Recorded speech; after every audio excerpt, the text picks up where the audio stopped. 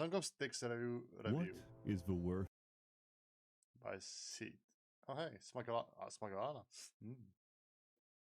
Anyway, let's of a human watch. life?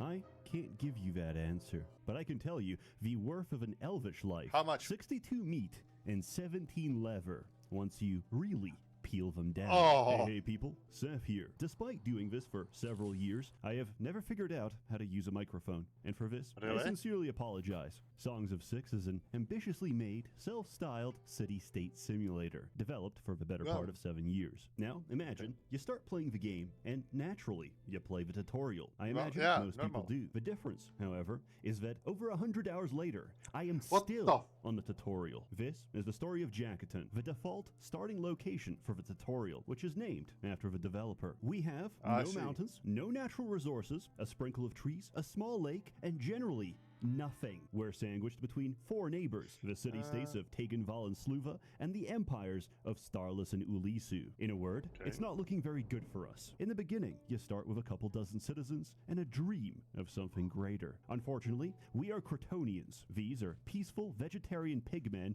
with no aspirations beyond slumming in the dirt and farming crops. But for our purposes, they're perfect. And I quickly started an agricultural operation. It's not much, but at least we're not starving. Grain has to be processed by a bakery, while fruit and vegetables can be eaten directly. Regrettably, instead of a fruit farm, I started an orchard. I did this on the promise that it's a slow operation with twice the potential yield. To this day, it has produced no fruit, because by the time the fruit trees mature, I get a worm infestation and have to chop them all down. Citizens typically prefer locals over immigrants, and the only way to increase the local population is by having children at the local nursery. In this game, a year is 16 days, and each 4 days is a season. A baby becomes a child, and a child becomes eligible for labor at 4 years of age. Songs of Six encourages the miracle of childbirth with the economic miracle of child labor. Also, after my pigmen, of childbirth with the economic miracle of child labor.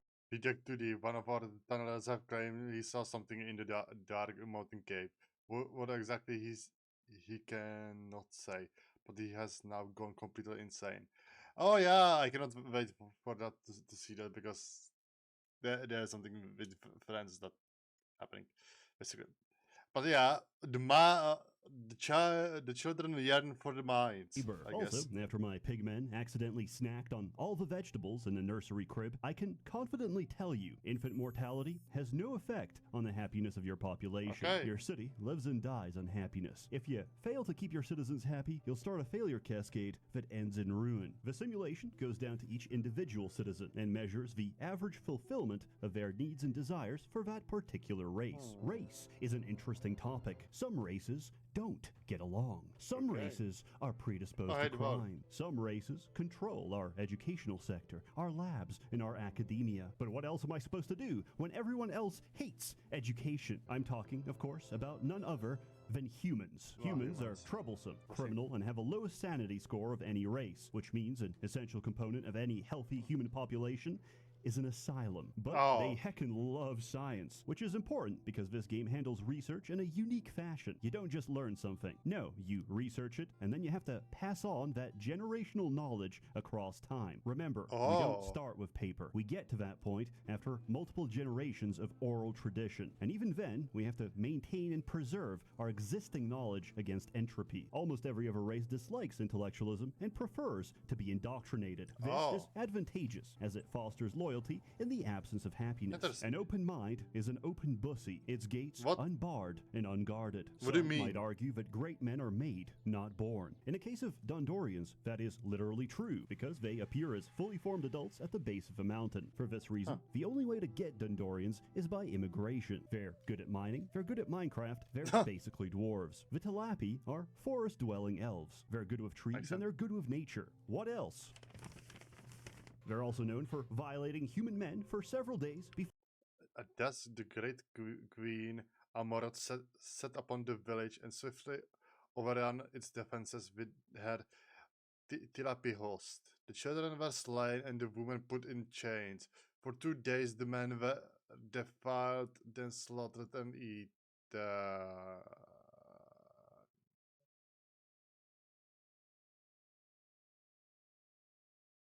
Okay. before they cannibalize them. Bizarrely, this makes them compatible with a cave-dwelling Garfimi, who are effectively bugmen. What they lack in skill, they make up for with raw numbers. And there's nothing bugs enjoy more than plucking limbs from the other races. And while most cities will have a mixed population, some races don't get along with anyone. Viamevia are coastal-dwelling lizardmen. They're uniquely xenophobic and incompatible with other races, which is offset by their impressive physique and high lifespan. If you want a true monocultural, isolationist experience, try the lizards. Finally, there are two giant races you can't normally get. The in-lore explanation is that their populations have been decimated over the course of several great wars. If you control a region containing a haven and satisfy their high demands, they can be convinced to join your cause. While they have many differences, they do share a common trait. They're fucking gigantic and make for the best shock troops in the entire game. There's a bit of an irony in a sense that they're incredibly rare and almost extinct, and the best thing they're good at is getting even more extinct. The Argonash are spider leviathans with a voracious appetite. They don't care for anything except food, which may sound simple until you realize the logistical nightmare of providing 4 meals a day to every person on the map. The Cantors may ask for more up front, but they're easier to satisfy. Generally. Once I arrested 2 people at the same time, but only had 1 courtroom. One of the 2 arrested thieves had no legal representation. They considered this a complete breakdown of my legal Since you failed to uphold the standards of your Cantorian heavens, they have now stopped supporting you, and its members will start to return home. And left in disgust. But at the time, I knew none of this. I was a young blood, desperate to turn a profit and expand my settlement. YouTubers are a prime example of making the most... Why is it John Tron speaking about most amount of money with the least amount of skill and intellect. Unless in a fair society, it's not like really there. Was that? I feel that that's a dead area music. These are the people who should be toiling in the coal mines and dying of black lung. Appropriately, I simulated this by importing Garfimi slaves and renaming them to my favorite Let's see. I simulated this by importing... Mr. B is working slaves. H5? Garfimi slaves and 4 hour video essay on The Witcher. Renaming them to my favorite. Paradoxical cross-dressing again. Content creators. It's no longer something I'm surrounded by nonsense. I invested so much into this coal mining operation only to find out I've spent several in-game years for a tar pit with 30% efficiency. It wasn't just unprofitable, but because of the size and scale, the cost of maintenance alone sent me into the red. On the other hand, I found out slavery is actually quite well received, as my citizens enjoy a slave population. Other slave. The amount of slaves of the all species, likely by your plebeians, higher value equals more fulfillment. Current value? Okay. So long as it's not their own. My settlement grew, and unfortunately, crime had become an issue. Another day, another flashing. The people lived in fear. Well, flashing is not that bad. But because I spread myself so thin, I didn't have the resources or manpower to enforce it. And so, the public indecency continued, until I increased my coverage. And, after the prison started filling up, I am forced to make a difficult statement. Dundorians are sex pests. Of the 5 indecent exposers, all 5 have been dwarves.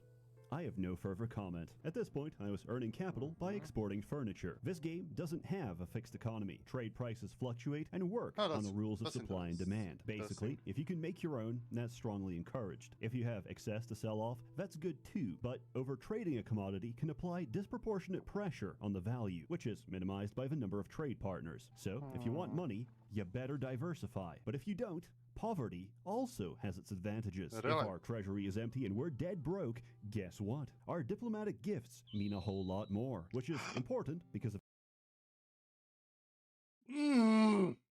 God damn it. Why? I just noticed what it was. Also, why is he tearing off the shirt?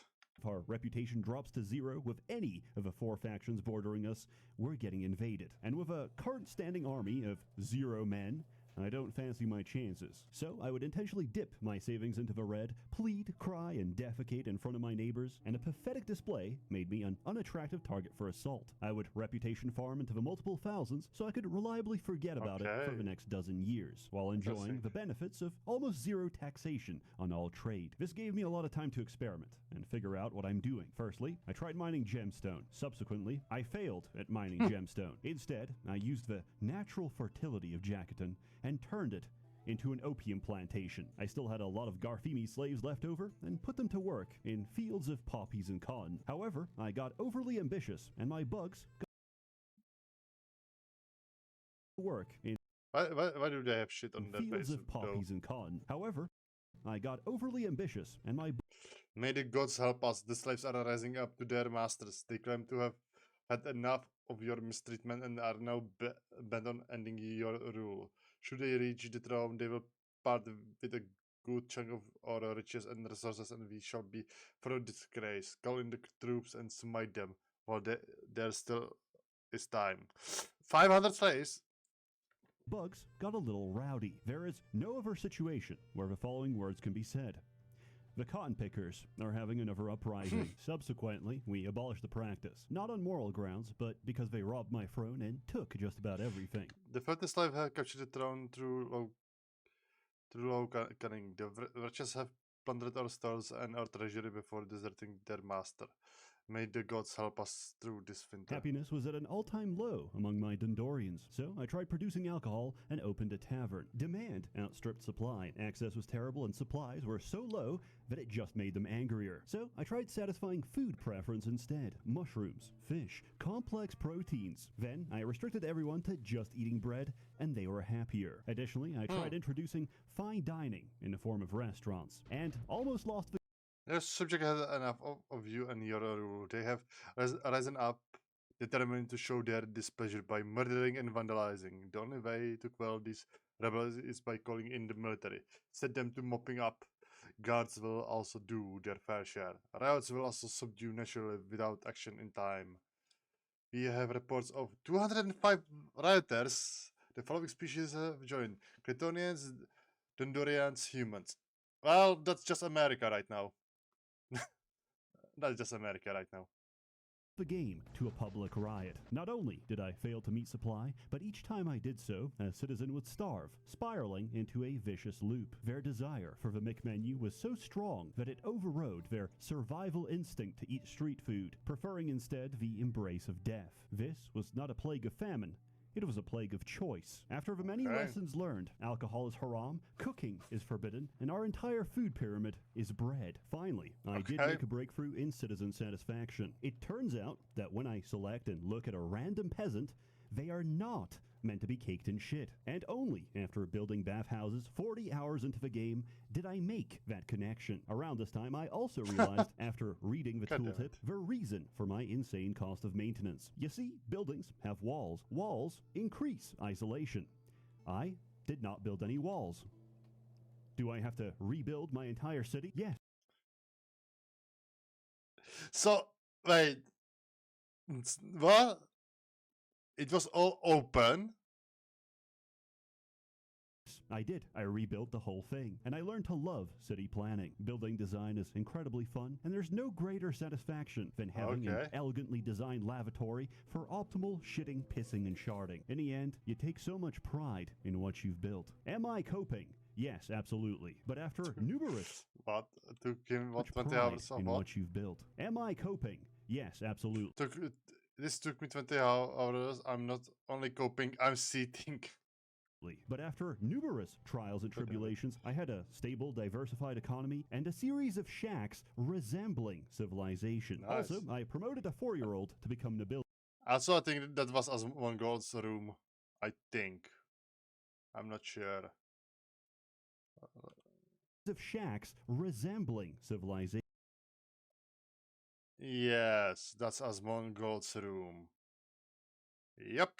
Also, I promoted a 4-year-old to become nobility. because it's funny. Nobles provide a variety of beneficial effects, and currently they're a work in progress. Or, as the developer translated to me, they cannot betray you yet. Everything was calm and peaceful until we found a Kryptonian with his eyes scooped out. On the body was a note. A murder has occurred, but this murder is different. The victim is Kryptonian by the name of Gazefer Roman. The body was found with its eyes removed. Perhaps this was done while the victim was alive, but we are hoping it was post-mortem.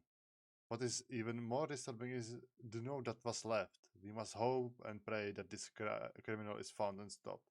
Today I have saved a soul. I will take many souls before my great work is complete. Please, mortals, do not even attempt to stop me in my work. You are like mere flies, and only a slight annoyance. I'm beyond any of you. I am Jake the Invincible. Signed, Jake the Invincible, claiming that he's saving lives by returning them to his forgotten god. Our city had a serial killer. Another day, another victim found dead. Eye sockets empty. Every victim was a Kryptonian, and this was clearly a racially targeted crime. Like terror ruled the streets, and we had no leads. It wasn't until a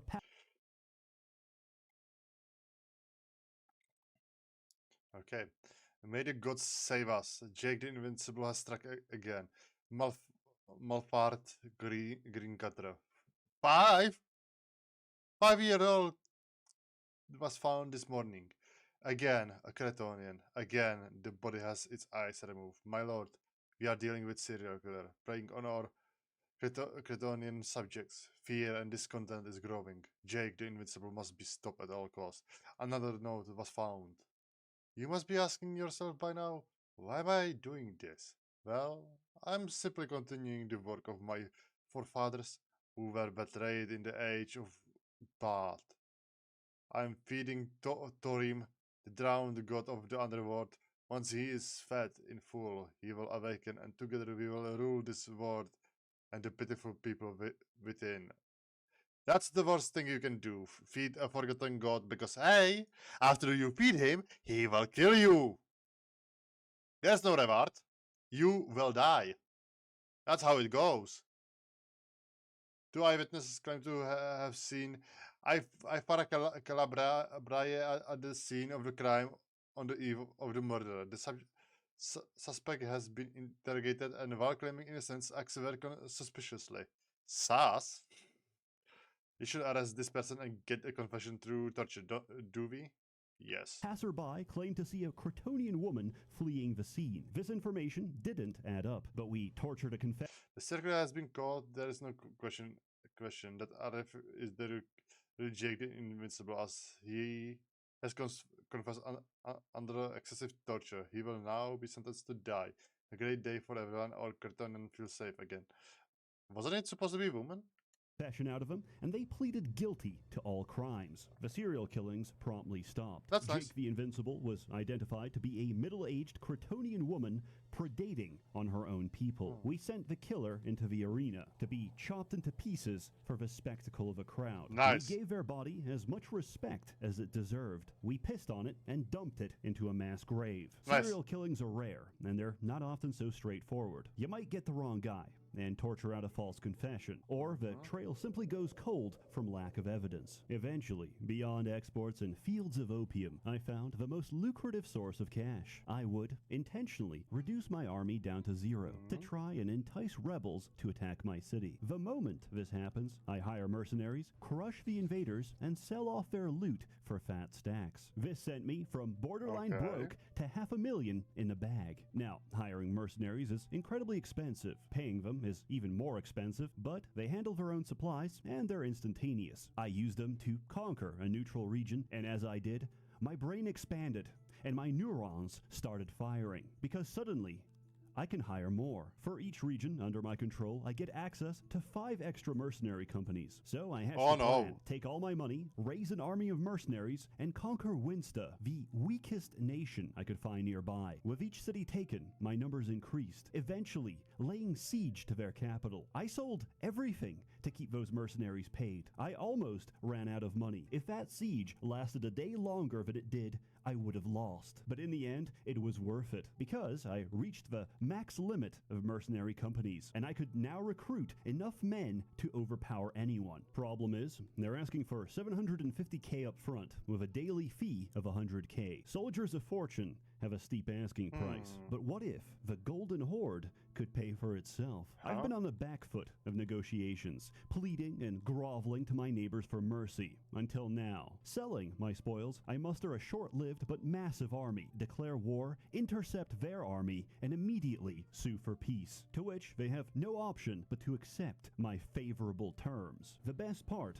about shotgun diplomacy is you already know the answer each time, because once they surrender, we do it again until we empty their entire treasury. Unknowingly, they just paid for their own demise. The century of humiliation was over as Jackaton turned on their allies. No longer will I be extorted each time it's their nephew's birthday. Tegenval and Sluva were too small to resist. The Elvish Empire of Starless to the north was a different story, but led to the development of strategies I'd replicate going forward. Economic hyperwar is the act of manipulating. This isn't real, I just think the word sounds cool here. Here's a picture of Henry Kissinger and some posting to fill the screen. I see, we just abused the AI to trade us towns for...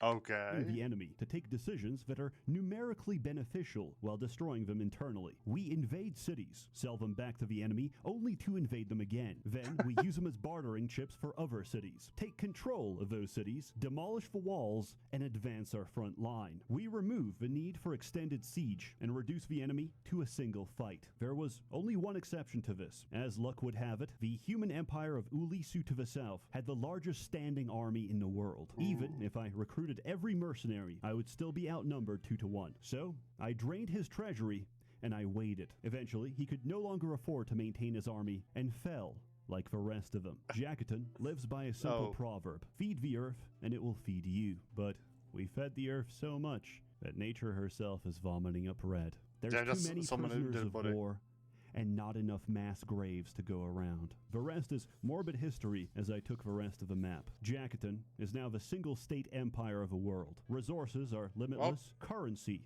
is infinite, for we possess an infinite money printer, the design of which is as follows. I form a puppet state, declare war on them, take all their money from a peace treaty, invade them anyway, and install a new puppet to repeat the process. I have, in every sense, completely rigged the system, but like Sisyphus reaching the top of a mountain, I had nothing left to struggle against, and so too did I lose my interest. I made a royal decree to arrest everyone. If you're ever interested in ending the game, just prosecute on your main population. Guards start arresting citizens. Then they arrest other guards before being arrested themselves. Prison wardens get jailed and break out of their own prisons. Chaos and pandemonium rule the day as everyone turns on each other, and eventually they turn on me. In summary, Songs of Six has a very expansive, detailed, and enjoyable tutorial. At 160 hours of playtime, I can't wait to play the actual game. This may not take the spot for Game of the Year. As we all know, that's reserved for Churn Vector, but it's a very close second. The graphics, the changing of seasons, the music, the scale of the simulation. Considering this is written in Java, I have no words. There's no other game where the line between city builder and sociopathy is so blurred. To demonstrate this, for my second playthrough as the Garfimi, I proposed a novel form of meat production. It's less of a ranch or a pasture, and more of a tilapia nursery. For reference, at a consumption rate of half an apple a day, a fully grown tilapia child costs us 32 apples, but gives us twice that amount in meat and leather. And once they're adults, we arrest, execute, and butcher them. The tilapia child to tilapia soup pipeline is highly effective, and while my humans don't agree with cannibalism... What the fuck?